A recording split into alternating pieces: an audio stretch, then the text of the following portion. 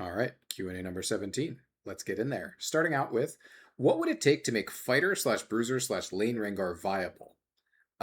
And I want to make a distinction here between fighter Rengar and lane Rengar. I think those are different. They are, I think, related to some people, but these are different topics. And I would say, to me, right now, lane Rengar is viable, right? It might not necessarily be the build that you want, right? The items that are good are all caster items, right? It's like I would say that when you play Rengar in lane right now, the way that you win is by building caster items, right? Things like Ravenous Hydra and Essence Reaver that give you a lot of haste, a lot of damage, and you kill people very quickly. You're squishy, right? And that's how you succeed. But um, that's looking at like, yeah, if you put in, 15, 20, maybe 25 games at a, reasonable MMR, you'll win more than 50% of your games. I'm not saying that Lane Rengar is powerful, right? He's not necessarily the best thing that you could be playing, but you can win more than 50% of your games with a bit of effort on Rengar if you just put in the time. And so to me, I would say he's already viable in lane, maybe not necessarily in the way that people want though.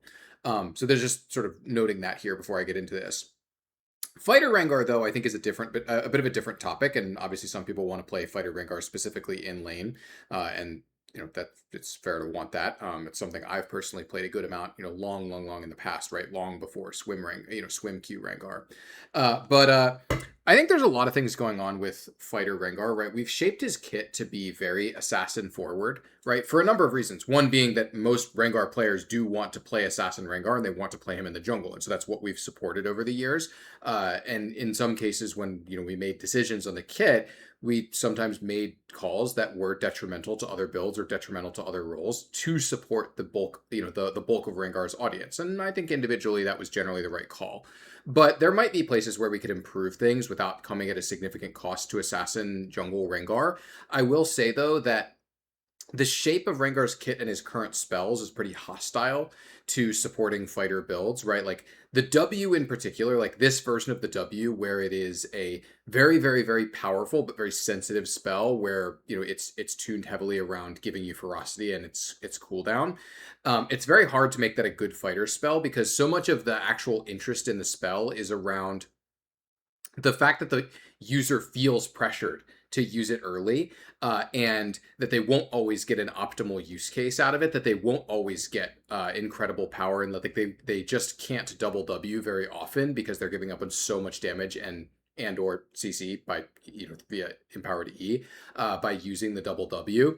The sort of tension point here with Fighter Rengar is that Fighter Rengar, number one, is much less pressured to actually use the W for ferocity, and so gets much better value out of it on average, and also is much less pressured to use the other ferocity, Q and E as well, and so is much more likely to double W. And this kind of doubles down, especially in lane, where that ends up being problematic, because the W as a spell is mostly only a compelling spell as a jungler, right? Where most of your interactions with people as a jungler are fights to the death or fights to the, like, I don't know, fight to the death isn't really the right terminology, but like basically whatever the opposite of a trade is, right? Like in the jungle, you're not jumping on someone with the intention of like using your spells and then walking away, right? Like you're gonna fight them until someone is no longer fightable, right? Like either that one of you is dead, or one of you has made it to a tower, or an ally has showed up, or someone flashes over a wall or whatever, right?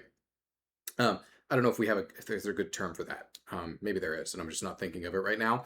But in lane, there's a lot of trading, right? And one of the problems with Rengar is that unlike some of the other junglers that have these spells that are not really what I would consider to be like healthy spells for lane gameplay, this is things like Warwick Q and Trundle E. Rengar doesn't have mana. And so we can't tune his mana costs to limit how much he's allowed to use his like messed up laning spell, in the same way that we can tune like Warwick Q and Trundle E and other similar spells like that are like, yeah, this isn't really a spell that a laner probably should have access to very much, and we can't tune that on Rengar. Rengar can keep jumping and Wing over and over and over again. There's no limit to that, right? And there's a good reason why we don't have very many resourceless champions that have powerful healing on them, right? It's basically just Vlad and Rengar. That's kind of problematic, right? Like one of the reasons why Rengar W can be allowed to be a much more powerful healing spell today than it was back in the olden days is partially because Rengar is not primarily a laner, right? Like he is not someone that we actively look to push and tune into lanes. And so I think when I look at the actual root of this question of like what would it take, I suspect that the answer is like significant changes to Rengar's kit that I don't think we'd be very likely to do because they would come at a cost to assassin jungle Rengar, right? I think particularly around the W. Now, obviously, there are parts of Rengar's kit that are just very, very, very favorable towards jungle, like jungle gameplay, like being healthier in the jungle, like his passive and his ultimate, for example. His ultimate doesn't even really make that much sense in top lane, as an example, and it's that's actually fine. I think that's totally okay if you have an ult that's bad for your lane. In fact, that can actually sometimes be good, and let's just put power budget in places that can be positive. But I think the passive in particular is another case where it's the gameplay of Rengar passive in lane is pretty poor. Not necessarily a deal breaker on its own, but we wouldn't want to change Rengar passive. Like it's a cool, interesting passive. We wouldn't want to change it just to enable him top lane, right? Because that would come at a cost to jungle.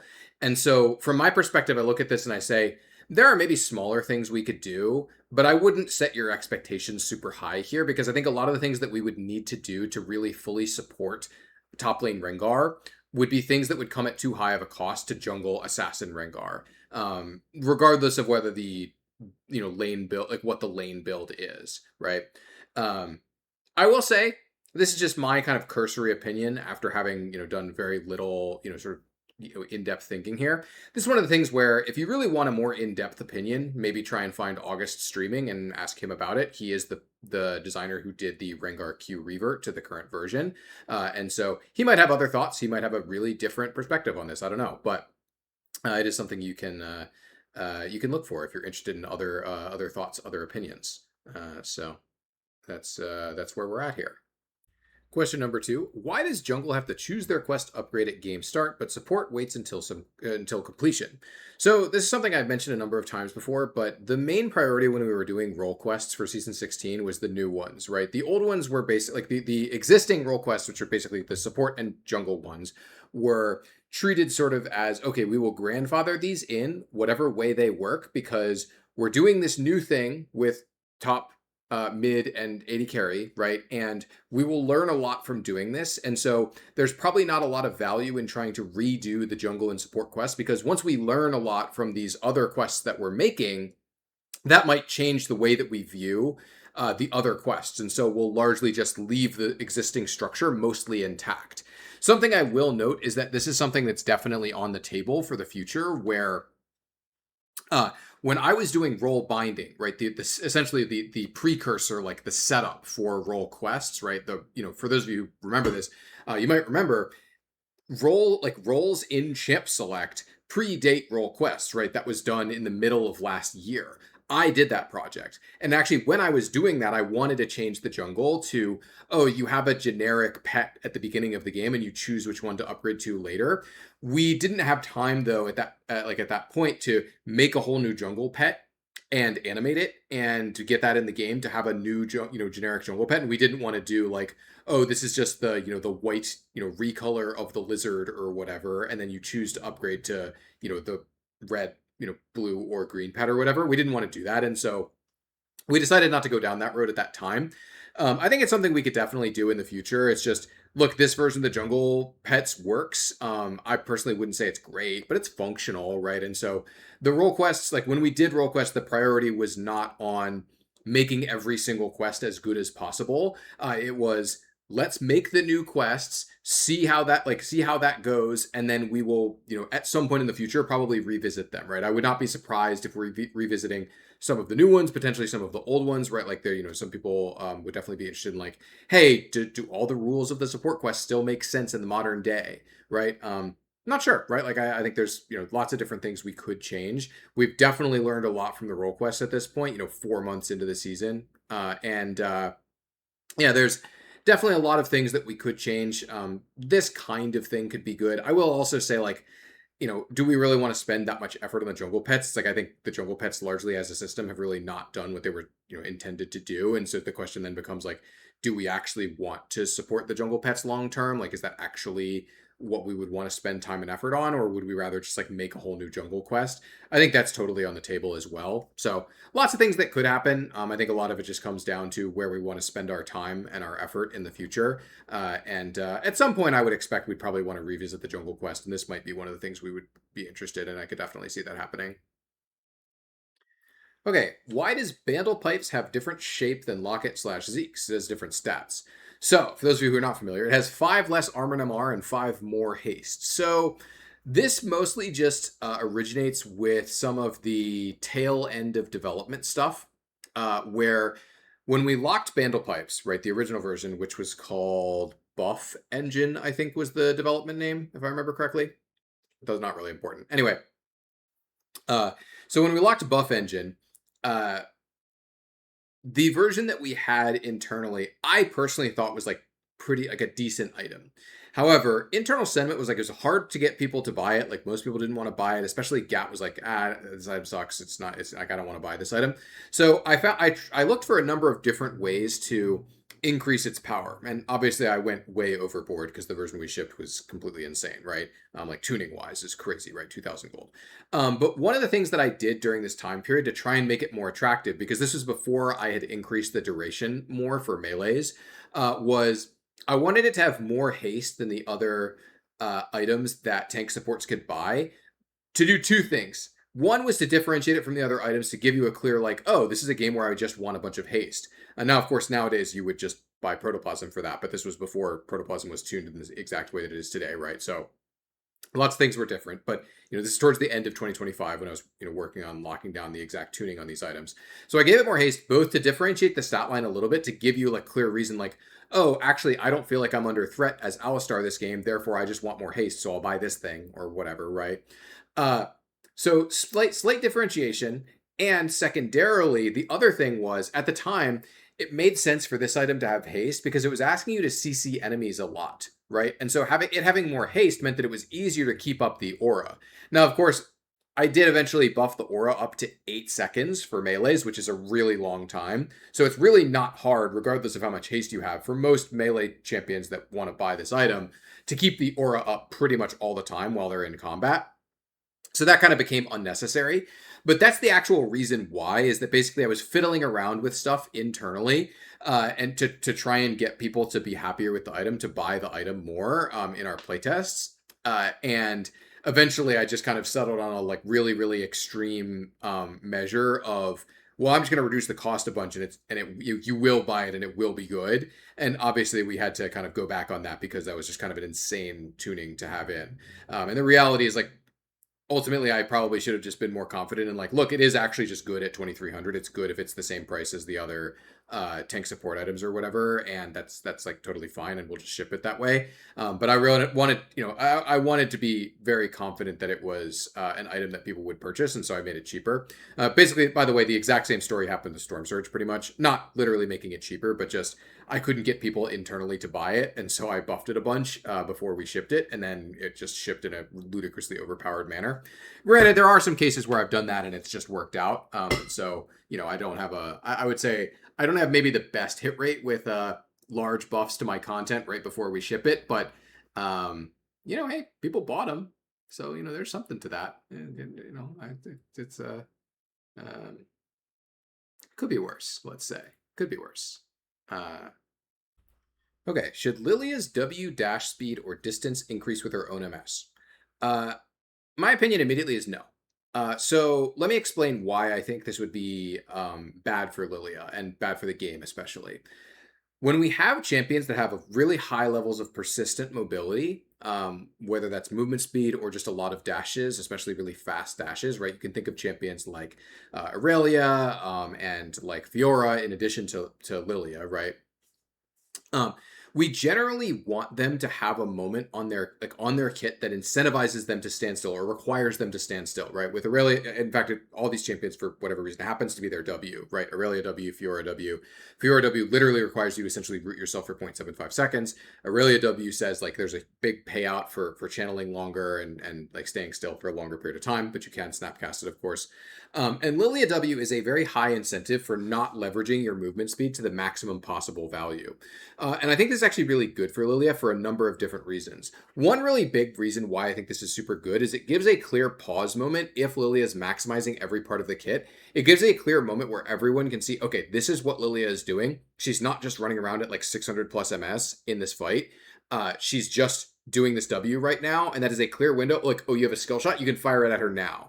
Or, oh, you have something you need to do to Lillia, you can do it right now. And if Lillia never gives you that opportunity, she's leaving potential damage on the table in order to do so. And that's okay, right? Essentially, it creates a trade-off where in order to maximally leverage her movement speed, Lillia needs to uh needs to not leverage her W unless she slept you, right? And that kind of plays into her whole core loop of her kit with her sleep, where it's like, okay, well, when they're asleep, they can't do anything to you. So then you get to land your W for free, which otherwise comes at the cost of your mobility. But during the sleep window, it doesn't really, because you don't need your mobility when they're asleep, right? So I think there's a bunch of reasons why I think it's a huge positive that Lilia's W doesn't scale with MS, and that it requires giving up your full value of all of the movement speed that you have stacking up from Q. One of the big reasons why all of that is so positive is that there's a large percentage of champions in the game that just can't interact with Lillia once she starts stacking her MS, right? This is something that I think, how do I put this? This is something that I think that a lot of Lillia players don't feel that sharply, but when you play against Lillia, you feel it really sharply of like, yeah, you play Darius against Lillia, and it's like, can you kill Lillia after you pull her? Okay, well, if you can't, you actually can't really interact with Lillia. All you can do is chunk her. Maybe that's 25% of her health. Maybe it's 30%. Maybe it's 50%. Maybe it's 75%. But if you can't literally kill her, that means you can't really interact with Lillia meaningfully, because you will never be able to kill her once she's moved away from you, right? And there's a lot of champions this applies to, right? A lot of melees like this. And part of the reason why I think it's valuable to have the W on her kit is that Lilia's kit is very sharp, and her W not having any meaningful scaling with her mobility at all means that we have a lever that we can pull up or down on her kit to not just only make her good against those champions that I was just talking about that can't interact with her movement speed, right? Because the reality is, the version of Lillia, like if we took away her W and her R, for example, and we just said she's about the Q loop, Q movement speed loop with her passive and her E, that version of Lillia is insanely powerful against all like immobile melee champions, and even a lot of mobile melee champions that just won't be able to keep up with her. But she will basically, when tuned, basically be unable to interact with squishy champions and like ranged champions, especially AD carries that can just click on her and auto attack her from range. And so having the R and the W, but especially the W, I would say, gives her tools to not just be a like literal one-trick pony that can only interact with those melees that can't fight back once she starts stacking her movement speed up, right? She's a very, very, very sharp character. And because of how sharp her kit is, it's good that we have levers on her kit to soften her to some degree, right? And I think her W is doing a really, really, really important service on the kit in softening the kit in terms of how good she is against those like, immobile melee champions who tend to be pretty durable, and the W is not that good against them in the first place, comparatively to like those, squishy AD carries where it's like, yeah, if you get asleep and you get a big W onto an AD carry, you can kill them, right? A lot of the time, especially when from ahead, or if they've already had existing damage on them. And so that's the kind of thing where this is part of what makes Lillia a compelling champion to me, a compelling design, is that she isn't a one-trick pony only about her movement speed loop, right? And while you might say, oh, I play Lillia for the movement speed loop, it's important that she is not a completely one-dimensional champion that only does that thing, right? It's important, especially, that we have levers to tune up or down some of the other champions that you, types of interactions that you will have in a game as Lillia. I think that's actually quite important, right? And much the same reason why I think it's really important that like Aurelia W is a powerful part of her kit that requires you to stop dashing and stop, moving and like shows everyone what's going on, right? So yeah, it's to kind of return to my original answer. I do not think it would be good for Lillia W to scale with her movement speed in any meaningful way. I would actually be pretty opposed to that, generally speaking. What data shows Darius is a high-elo skew champion, and why might that skew exist? The first part of this question is very easy to answer. Go look at literally any stats website that has data by rank, and go investigate Darius's data by rank. He just wins more games than higher MMR. That's just true, right? That's not really anything super exceptional here. But interesting topic, though, I think, is why might that skew exist? So I think there's a number of things going on here, right? Number one is that when you look at most juggernauts are very, very, very low MMR skewed. And the traditional assumption for why that is often, well, juggernauts actually have a lot, like, you look at these champions and you say, okay, where is the counterplay, or sorry, who has the burden of execution when you're playing this champion? Is it your opponent or is it you? Right? And you look at someone like Alawi and it's like, or Yorick, and it's okay, well, the burden of execution is on their opponent, right? There's very little the Alawi or the Yorick can do. Not nothing, but there's not that much they can do to sort of enhance their own kit's outputs or enhance their own outputs via skill. There are things that they can do, right? These champions are not like completely free to play, right? It's not like a bronze player playing Yorick is the same as a diamond player playing Yorick. There's obviously a very large difference there, but a lot of the value of extra skill when Yorick is in the game is in understanding how to play against Yorick, right? Like, what is the value of playing against versus the value of playing as? And with someone like a Yorick or an Alawi, there's a lot of value that you get by just getting better at playing against them. Darius, though, is not like this, right? Darius is actually quite hard. Specifically, Darius is hard to win games on, right? This is my personal supposition, is like, Darius as a champion is a good laner, right? And he has a lot of options to choose from. He has great wave clear, and he's also good at killing people in lane. You have to make a lot of choices constantly about how you're going to be playing your lane. Do you want to shove?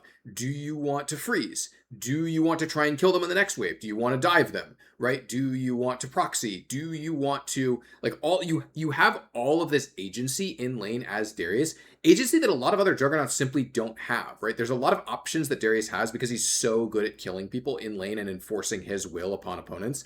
And he doesn't offer the opponent the same level of additional sort of counterplay dimensionality as something like Yorick's ghouls or Alawi's tentacles or Alawi's ult or spacing a Garen or anything like that, right? And so this is why, like, I don't have proof to say this, but like, I think a lot of the reason why Darius is hard is that his laning phase offers you a lot of optionality that other juggernauts don't have, because Darius is so much better at enforcing his will upon both the wave and his lane opponent. Then layer on top of this, Darius also is not easy to teamfight on, right? It's like, I think a lot of people imagine, oh, you ghost into the teamfight as Darius and then you pentakill them. But again, this is a case where you have a lot of options. Do you want to try and flash on backline as Darius? Because sometimes that's actually really good. Do you want to just stack on frontline? Do you want to try and flank, right? Like, you have a lot of options that other juggernauts don't have, right? Like, Yorick is like, none of these options matter because you can do all of these things on Yorick and none of them are good. You should just not teamfight. You should just go to the side lane. And so your decisions don't matter that much, right? Similarly, Alawi, as an example of another juggernaut, it's like, yeah, Alawi's low MR skewed because all that matters is whether your opponents came to you or not, right? Did you hit your E?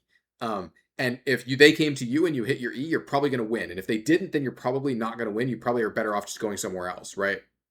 But none of these things are actually true for Darius specifically, where it's like Darius has a lot of options and it actually matters which option he chooses because different options are legitimately good from game to game. Sometimes it's actually a split push Darius game. You're supposed to go Trinity Force and actually push down turrets, right? Sometimes it's a Stridebreaker on the backline Darius game and you're supposed to, hunt down the enemy Lucian or whatever, right?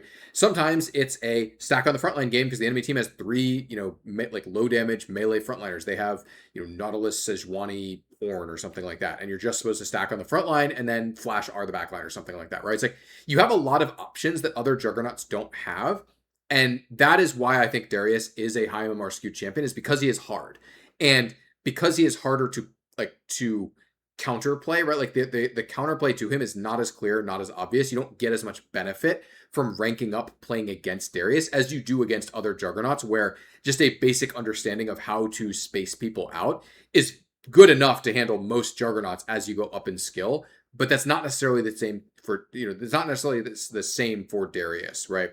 So that's kind of my like a lot of suppositions, right? Again, I don't have any like hard proof that these are like the reasons why Darius is high MMR skewed. I will say that in the past, a lot of what people would say was like, oh, well, partially it's because he's an early game champion and games in higher MMR are shorter. Currently, though, Darius's MMR, like Darius's curve over game time is fairly flat. He's like a very, very, very lightly scaling champion, I think, on the current patch. And so it's like, well, he used to be more early game skewed back in the day. And that was like a lot of people said, oh, well, part of his skew comes from that because games in higher MMR are just shorter. And so early game champions are just better in higher MMR naturally.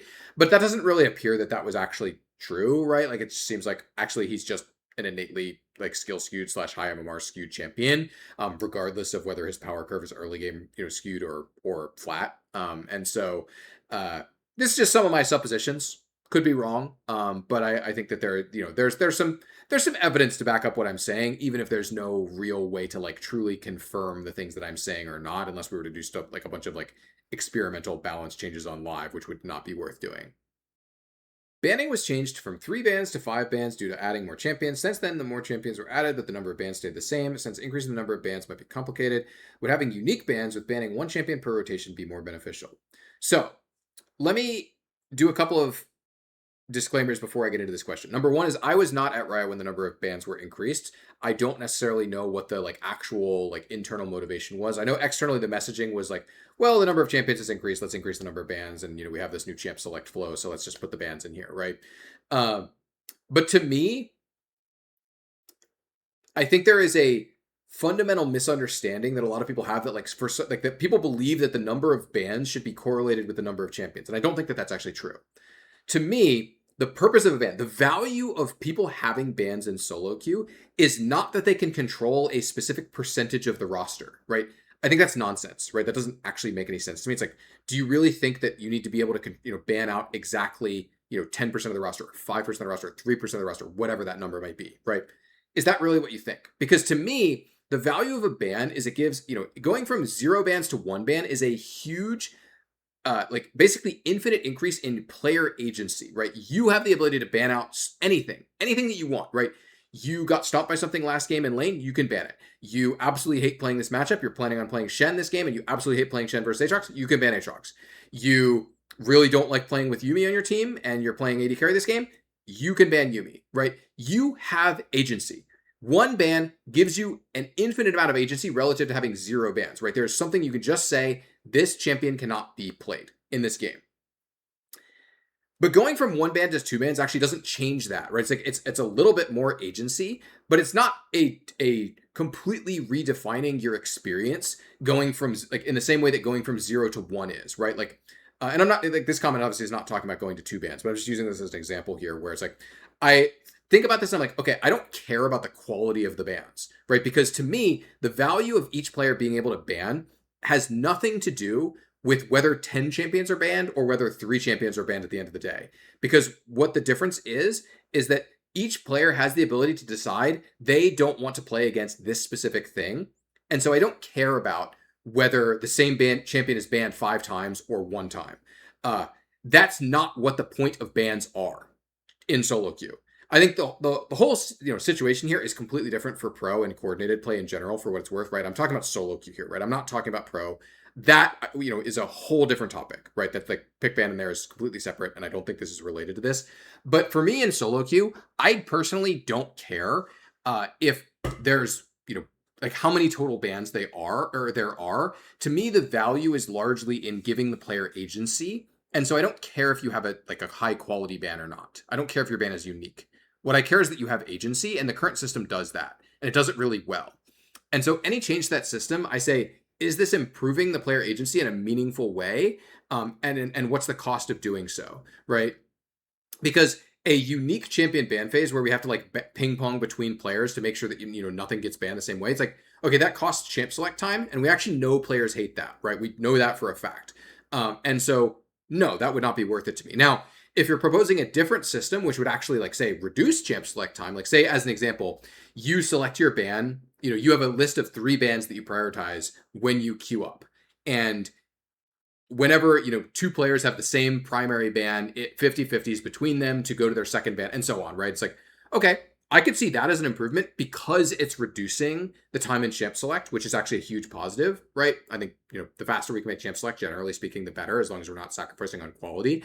And so if the goal is something else, and then you also have a method where you're going to say, oh, the bans are now unique, and that's, like, that doesn't bother me, right? Like, I'm not saying that I'm offended by having more unique bans, but I do not think that that is innately valuable. But if the pitch is like, if someone were to come to me and say, hey, we're actually doing this, right? The system that I just described, where you select your bans in your lobby before you queue up.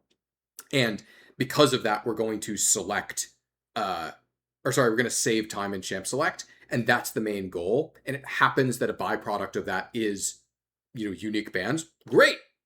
That sounds awesome to me, right? We've made champ select faster, which means people will just be in game more and they will be able to play more League of Legends and have more fun, right? That sounds great to me.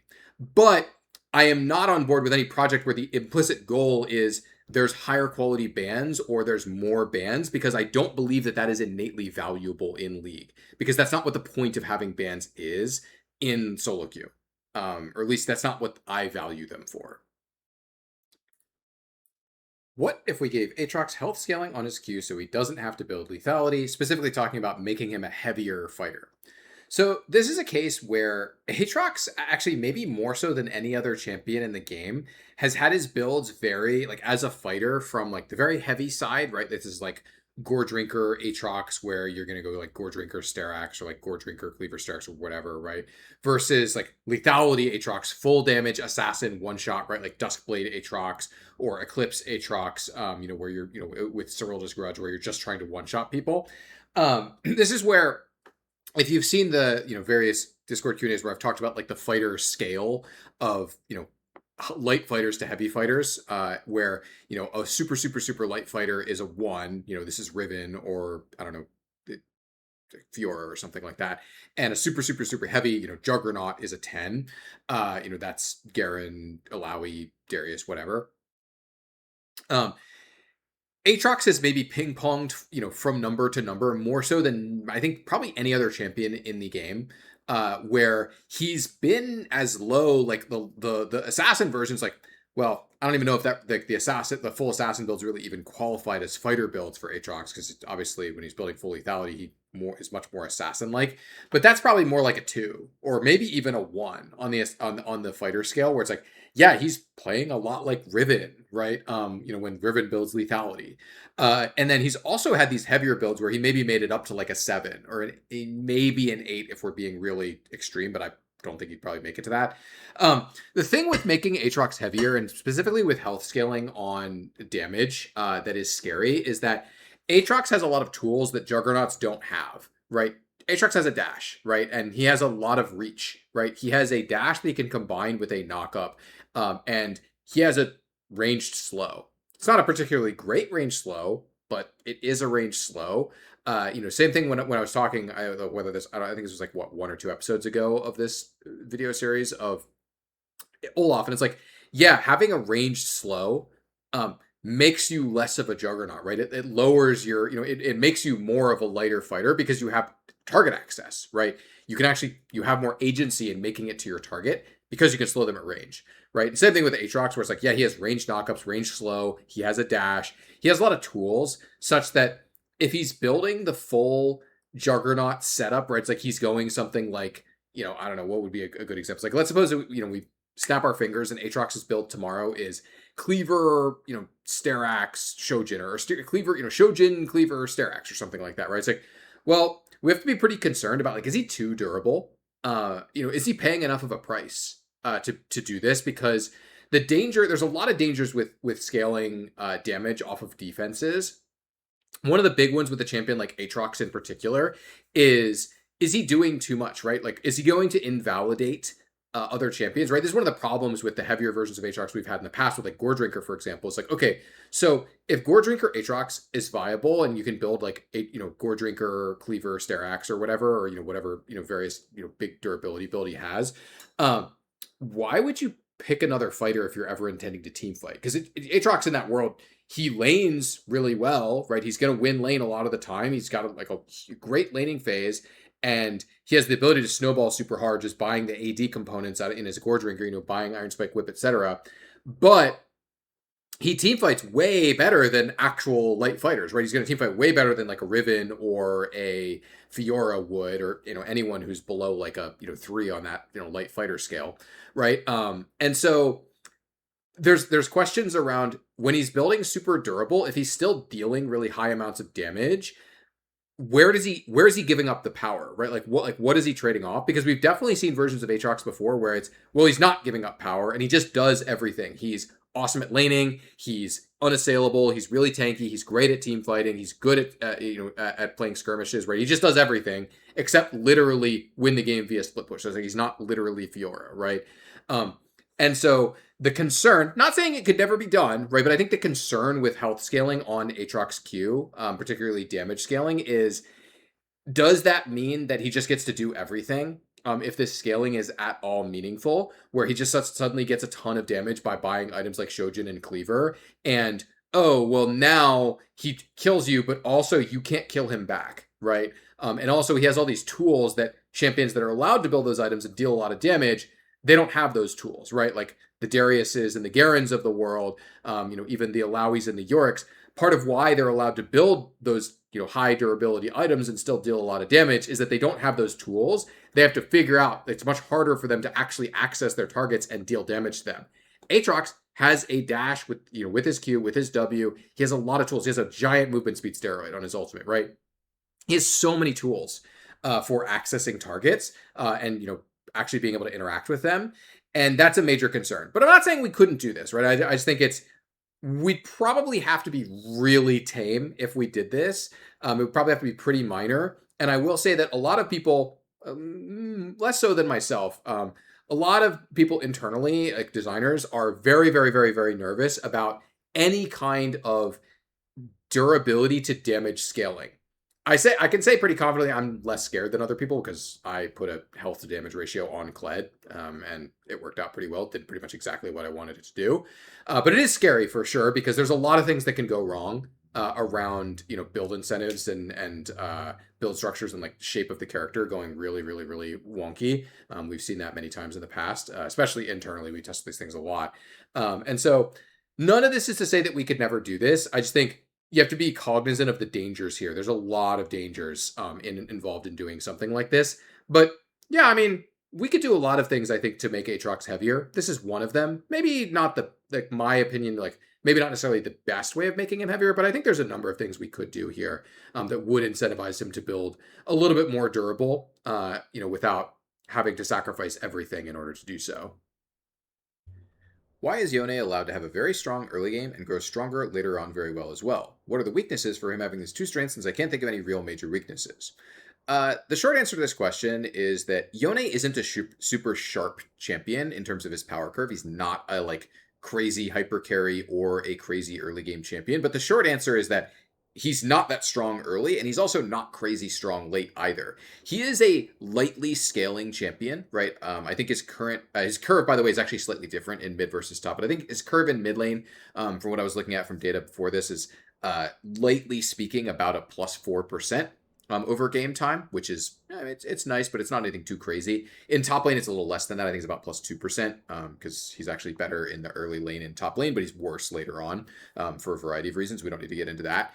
But ultimately, the way that I look at Yone is that I think that a lot of the mismatch here for people is that people perceive him as being really powerful at these different points of the game, when in reality he's a high variance champion. And when you think back of Yone, you remember the things that he does that are frustrating, which is fair. He's a pretty frustrating champion, and you remember the things that he did where he was successful, when he Q3'd into three people and hit them with an R and full comboed and knocked you down from in a late game team fight, and he killed you in lane in a crazy way with his Eon or whatever, and then snapped back to his tower and avoided the gank or whatever, right? Like all these crazy things that he can do. But he's a very high variance champion, right?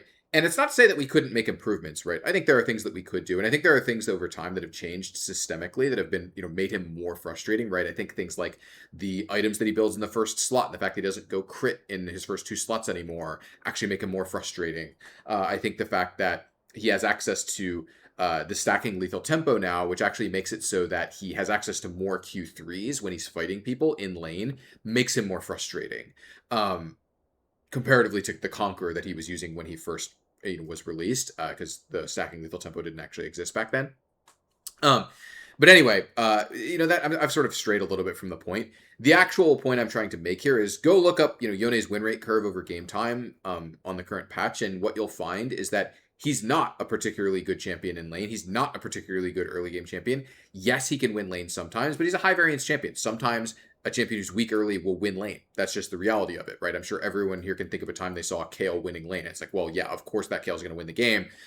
She's Kayle and she's winning the lane, right? Yone is a much less extreme version of that, right? She's not like a Kayle, she's not like a Gwen, she's not like a, I don't know who's another hyper carry I can think of, like a Kassadin type of champion where she's gonna like outscale everywhere, where Yone is gonna outscale everyone, right? It's like that's not who he is. He is lightly scaling, and so he's able to win lane more than those other champions, right? More than the Kassadins, more than the Kales, more than the Gwens are.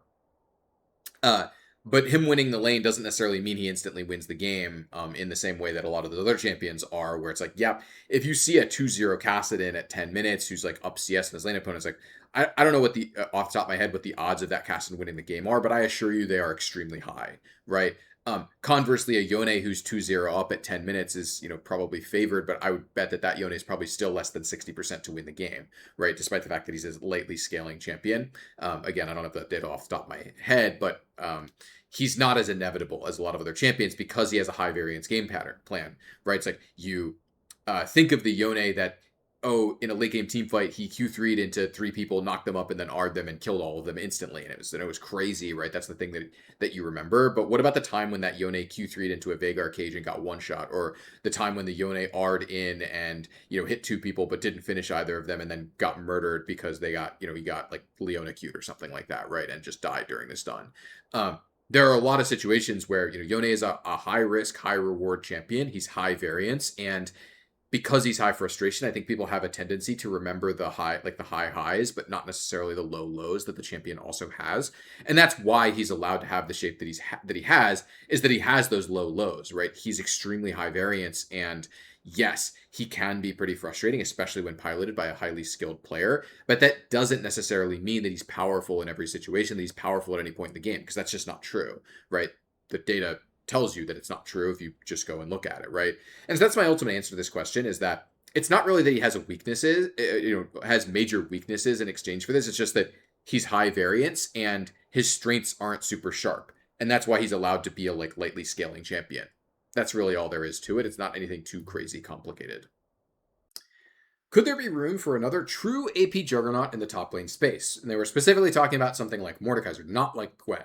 And to be clear, I think that's a good distinction to make. Gwen is a fighter. She is not a juggernaut, right? She is a skirmisher, or, depending on your classification, I would call her a very light fighter, right?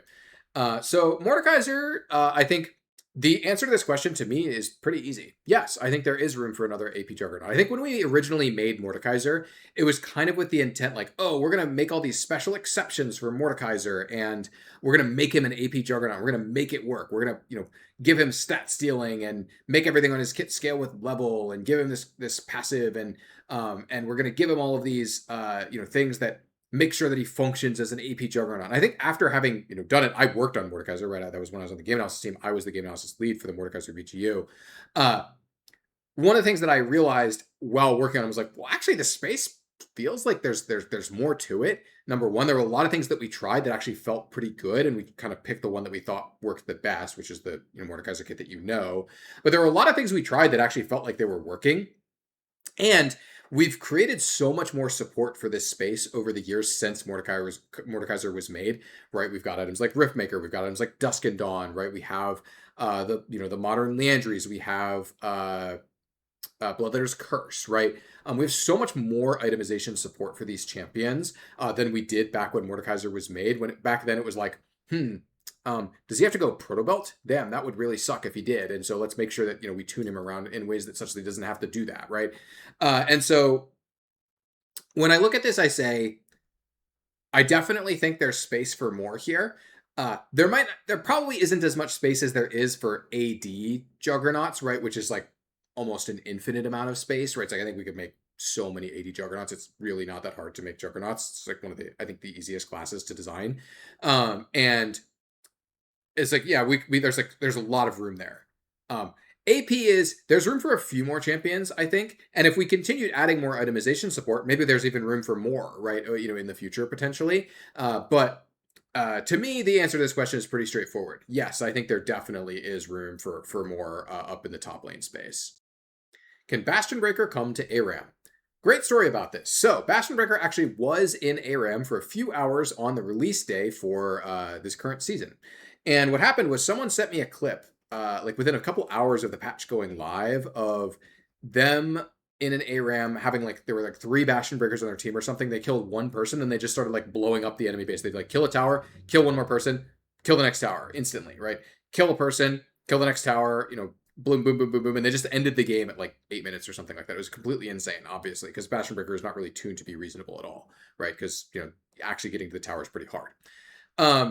My short answer to this question is, like, or sorry, let me actually finish telling the story. So what I did was I immediately went into work. I went to the designer who at the time was working on ARAM, and I said, look, here's this clip. I didn't really think about ARAM when I made Bastion Breaker.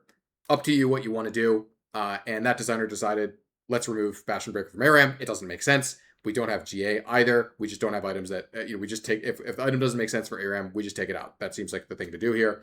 And so I said, okay, yeah, do whatever you want. My perspective on this is, I don't think that Bastion Breaker really makes sense for ARAM. It is an item that is designed to help AD assassins end games when they're really fed. And that is not really a problem that ARAM has. I mean, ARAM does have a problem where AD assassins are just bad, but it's not because they can't like get fed and like end the game. In fact, I'd actually argue that in ARAM, they're actually like a lot better at getting fed and ending the game than they are in SR, because killing people actually has a much more higher likelihood to lead to something happening in ARAM than it does in SR, right? Like killing people on repeat in ARAM means you're just going to win the game because you're going to push it and you're going to end because you have to, right? You just will push naturally. And so the purpose that Bastion Breaker was made for doesn't fundamentally make any sense in ARAM. And so that's why I would say, like, I don't think it makes sense for that mode. Now, if let's suppose I were going to go into work at, and one of the designers working on ARAM were to come to me and say, hey, I want to do a light reshape of Bastion Breaker to help out AD assassins in this other way, I wouldn't be opposed to that, right? I think that's be totally fine. But I think Bastion Breaker, as it exists right now, just doesn't make sense for ARAM because of the way that it's shaped to solve a problem that doesn't exist in that game mode. So that's kind of my perspective on that. Is it's just a very narrow item, and so it doesn't make sense there. Why was Ironspike Whip removed? This one's pretty straightforward. We originally split Tiamat into 2 items, right? The Splash Pure Passive Splash Tiamat and Ironspike Whip, because we wanted to have mythics that had activatable abilities that weren't Tiamat. That weren't Tiamat items, right? We didn't want to make everyone buy Tiamat in order to get a Gore Drinker or a Stride Breaker at the time. We wanted those effects. And so that required Stashu, the designer who's working on that system, to split that item into 2. And this was also something that at the time, I think a lot of designers believed that, hey, Tiamat's really hard to tune because it has both the passive and the active.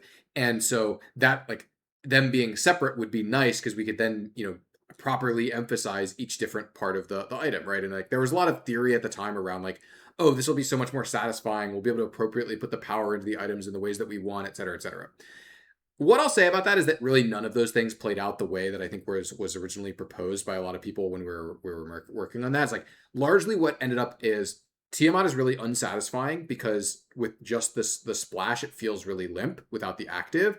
And Ironspike Whip often felt like it was just a burst tool for AD fighters in a way that was kind of inappropriate for their class because we didn't have enough levers on the item. All it had was AD and damage active. So we didn't have the levers to tune it relative to other epic items to actually feel like a real fighter item, right? Like that item, right? Like pure AD epic that has an active that deals damage.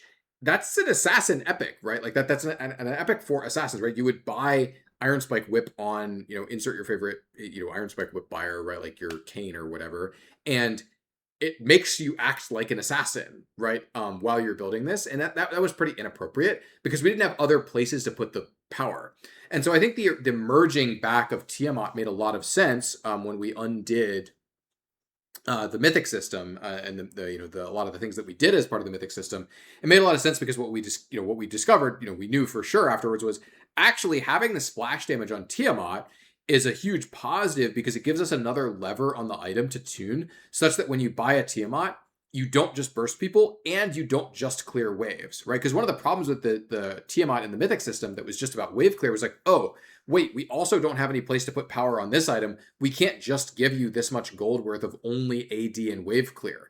And so Tiamat having both the splash and the active gives it a really nice balance of PvP burst and PvE wave clear aspects. Now, granted, I do think we could buff Tiamat, right? I think it's a little bit weak on live right now, is my personal opinion. But I think that the attributes that it has make a lot of sense for being an epic where we need to power budget it appropriately, but we don't want to shape, our fighters to only be good at PvE or only be good at PvP.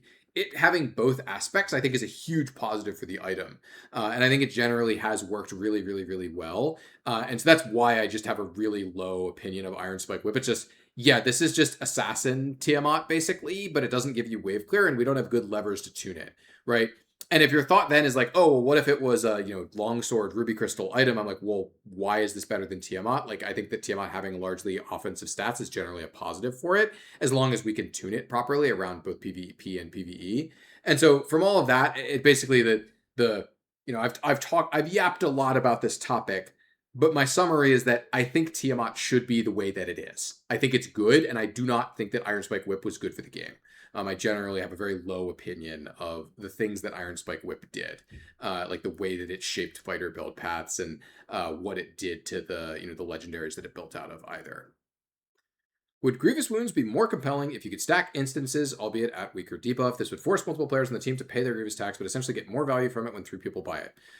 No, I don't think that would be more compelling. To me, this is just a more complicated, much higher coordination burden version of the system that and I consider both of those things to be downsides, right? I think both complexity and coordination burden on this are very undesirable, because this would also naturally mean that your ability to counter healing as a singular player is much lower, right? Like your ability to like counter a really fed Mundo or something like that, or Aatrox or Soraka or whatever, is much lower.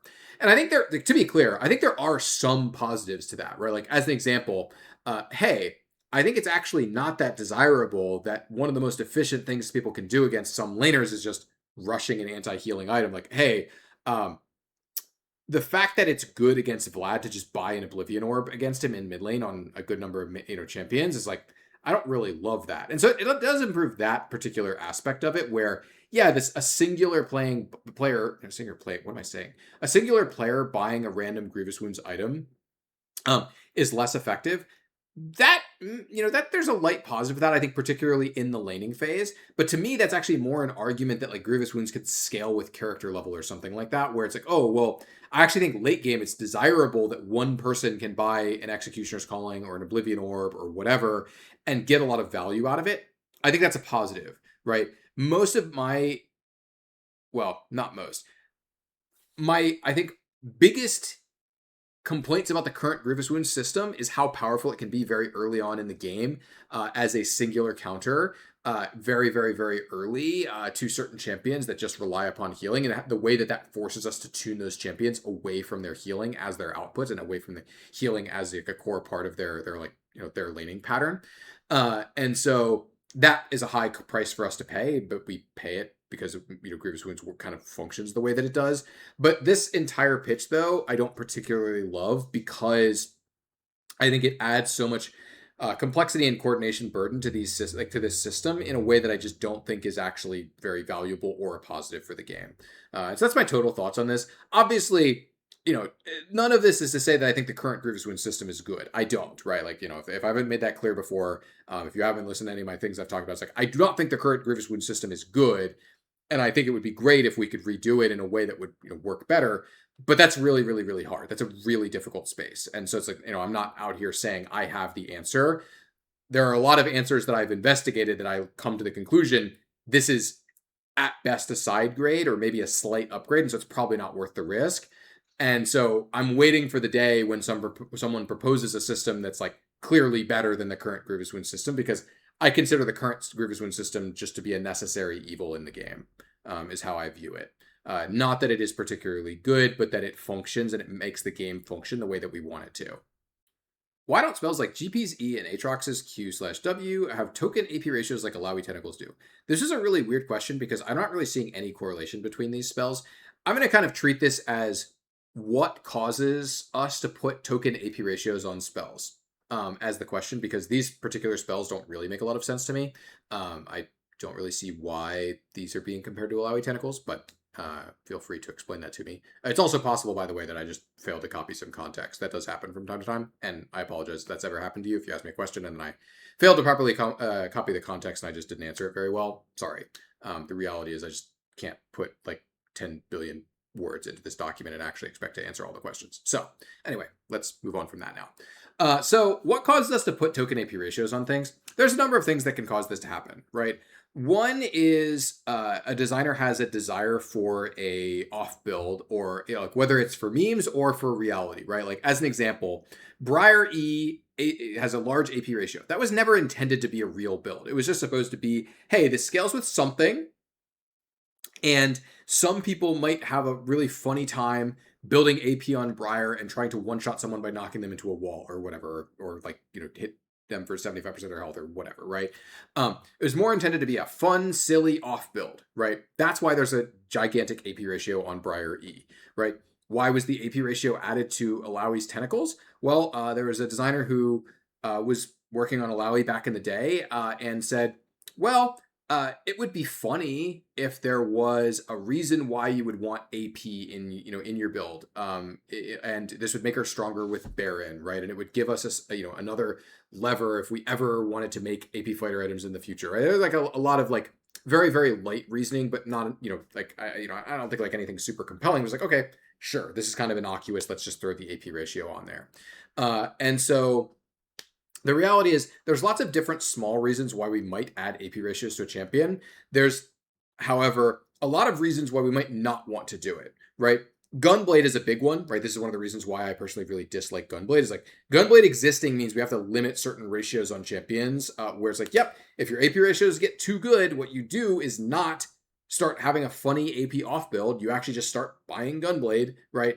The opposite of this is basically what Katarina and Akali do, where it's like, yep, your AD ratios are good enough to pass the Gunblade check. Therefore, you're allowed to build this item.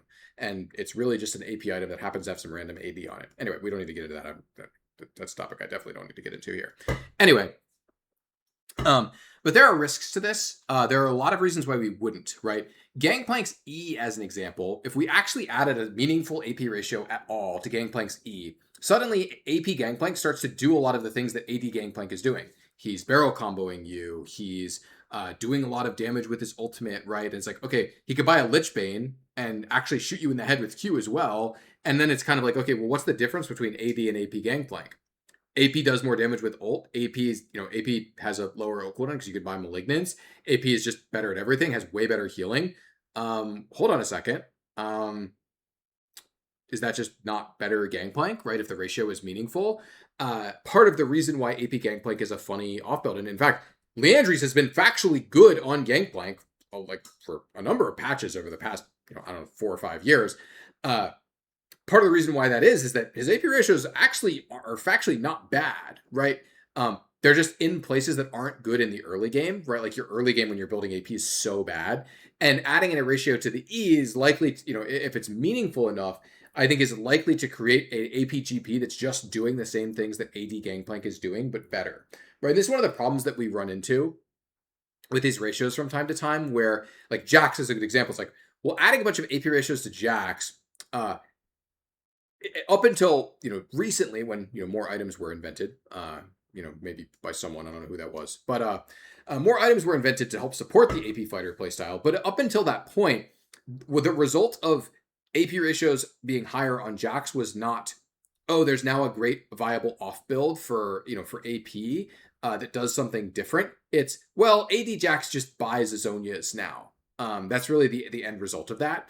And the question is like, do we want Gangplank to be able to buy Zonias? Do we want Aatrox to be able to buy Zonias? Do we want Aatrox to be able to buy, I don't know, Cosmic Drive or whatever, right? It's like, generally it's better when the item systems are distinct and or when champions are doing something very, very, very distinct based on their ratios, right? As an example, let's suppose we actually decided that we didn't want Aatrox W to do a lot of damage. We wanted to push damage for regular Aatrox builds into his Q more, right? Or whatever, right? We wanted his damage to be less diffuse. Okay, well, in that world, we could take the AD ratio off of his W, and maybe his W does a ton of damage with AP. And AP Aatrox is all about getting people to stay in the W zone, and it's all about like hitting your sweet spots on them after you hit your W. And that's how you get giant damage, right? It's like, okay, I could see that being cool, right? But in the current Aatrox, I kind of look at this and I'm like, what's the value of the token AP ratios here? I'm not really seeing it because there's not a good way of differentiating his builds currently. And the value of AP is if we make it good enough, the result won't be a cool or funny off build. It will be, yeah, third item Aatrox buys Zhonya's. And that's not really that desirable to me. And so this has been a kind of scattershot of like different parts of this, right? The reality is there's a lot of different components to this, and there's not a lot of consistency, right? This is not something where we have like one unifying philosophy that all champion designers have agreed to, and therefore, all champion designs are unified around this singular concept of exactly what it means to have a token AP ratio or an off build or anything like that. But hopefully I've sort of illuminated you on some of the thought processes that the designers have when they're adding or not adding these ratios to champions. Could you explain the math equation for how much of a damage increase a percent execute is? So this was pretty straightforward. We'll take a look at the game design talk slides that I had where you can see here that, like, look, it's A is your percent reduction, X is your actual thing, and then Y is your final value. And what we do is we essentially divide both sides by A, right, which is the percent reduction. And you end up being able to calculate for X, right? And the examples of this are here, which is like, hey, look, 25% damage reduction is 1 divided by 0.75, right? And so you end up with 1.333, right? And then you do the same thing for 1 divided by 0.5 is 2. So you have 100% more effective HP. And then 75% damage reduction is 300% more effective HP. Oops, don't worry about that slide. But you end up with pretty straightforward calculations, right? You just take this thing and then you subtract 1 from it and you get your percentage increase. This is the final multiplier here. This the 4 or the 2 or the 1.333, right? Like that's the final value that you would multiply by your effect. And so that's why, like, this fundamentally why we're approaching an asymptote is because we're dividing by something that is increasingly getting closer and closer to 0. And as you know, if you've taken some math classes before, you probably know that dividing by 0 is not allowed. It's undefined, right? And asymptotic scaling is the name for the type of scaling that you get as you approach 0. Not to say that my presentation on this is particularly great. I'd actually have been thinking about going back and redoing it in the future, but that is what we're talking about here with the math equation for how much of a damage increase a percent execute is, which is why, like, if we go back and we look at this, it's like, okay, so at 25% execute, if you execute them at 25% HP, you have 33% more effective damage. If you execute them at 50% HP, you have essentially double damage, right? And this one's particularly easy. I think that the 50% example is really easy to understand because you can think of it as like, oh, well, if you kill them at 50% HP with an execute, you only have to get through 50% of their health in order to kill them. And that's why it's not 50% increased damage. It's 100% increased damage. You're doubling that, right? In the same way that, like, if you executed them at 75% health, you only have to get through 25% of their health, right? And so therefore you have 300% more, effective damage, right? Or 4x your damage, right? However you want to frame it. But yeah, that's the more straightforward version of this question, or sorry, more straightforward explanation of this calculation. Hopefully that works for you. All right, so one last question for today. Should Mundo be removed from the jungle because it removes being in the jungle removes his early game weakness?